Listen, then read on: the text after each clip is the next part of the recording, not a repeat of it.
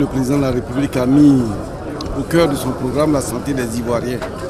Un peuple sain dans un pays sain, un pays pacifique pour pouvoir travailler, aller à l'émergence. Je ne peux que remercier le chef de l'État parce que depuis 4 ans, il a fait beaucoup de choses pour toute la Côte d'Ivoire.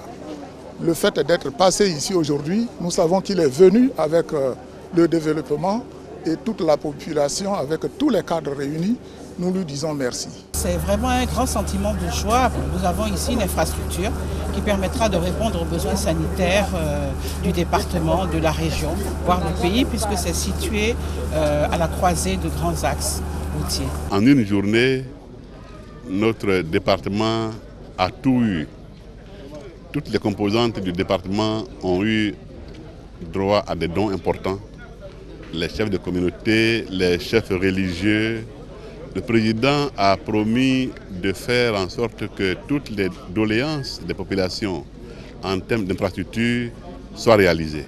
Et je crois que c'est ce que nous tirons comme profit ou bénéfice de cette journée. Vraiment la joie est tellement immense que je ne sais pas quoi dire. Nous sommes contents, on l'attendait depuis longtemps. Et Dieu merci qu'il est arrivé. Et toutes les promesses qu'il a faites, je crois que Thiès va redémarrer.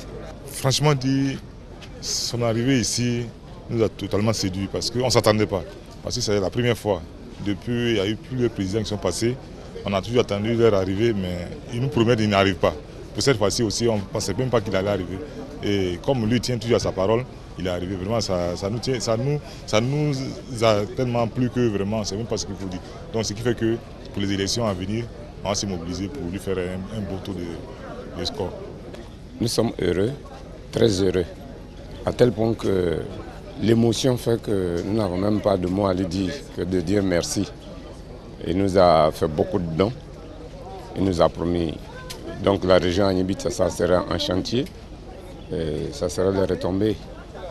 Et ça serait des peuples en souffrance qui seront heureux de bénéficier des retombées du pays et à travers le président de la Côte d'Ivoire.